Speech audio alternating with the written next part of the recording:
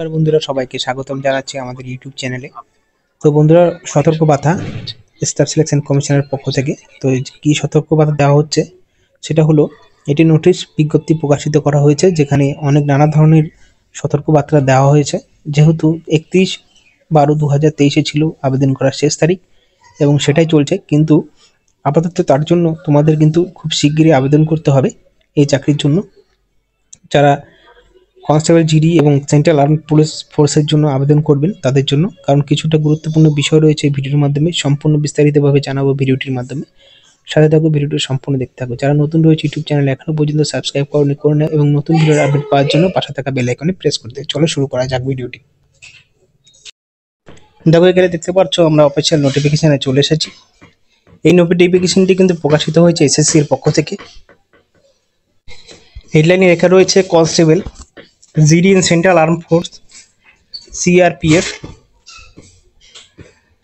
আবেদন করার শেষ তারিখ রয়েছে 31/12/2023 এবং এখানে আরও লেখা রয়েছে যে যে আসাম রাইফেলস এক্সামিনেশন 2024 আবেদন করার শেষ তারিখ রয়েছে 31/12/2023। তারপরে and not to wait till the last date to avoid the possibility of disconnection, inability or failure to log in to the website on account of heavy traffic। তো এখান থেকে বুঝতে পারবেন যে আবেদন করার সময় যদি লগ ইন করেন বা কোনো রকমভাবে যদি অসুবিধা হয়, ফেলিয়ার হয় আবেদন করার পরে, কারণ কিছুটা ধার্য মূল্য লাগবে এই আবেদন করার ক্ষেত্রে। ধার্য মূল্য দেওয়ার পরে যখন রেজিস্ট্রেশন সাকসেসফুল হবে তখন কিন্তু সেখানে গুরুত্বপূর্ণ ফেলিয়ার দেখাতে পারে।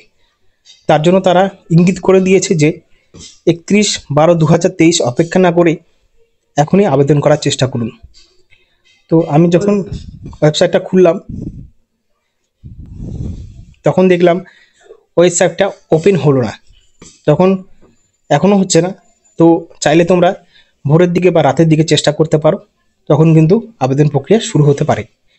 তো আশা করছি 31/12/2023 অপেক্ষা না করে তারা আগে আবেদন করার কিন্তু বিষয়টা নিজেকেই করতে হবে। অনলাইনের দ্বারা আবেদন করতে পারবেন এবং আরও বলা হয়েছে এই আবেদন কিন্তু কোনো রকমভাবে এক্সটেনশন করানো হবে না।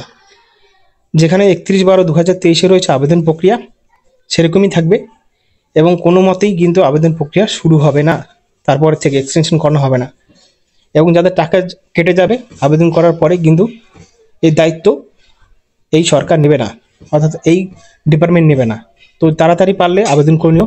এই গুরুত্বপূর্ণই ছিল আবেদন করার ক্ষেত্রে এবং নোটিশটি। যদি ভিডিওটা ভালো লাগে নিশ্চয়ই একটা সাবস্ক্রাইব করবেন। ধন্যবাদ।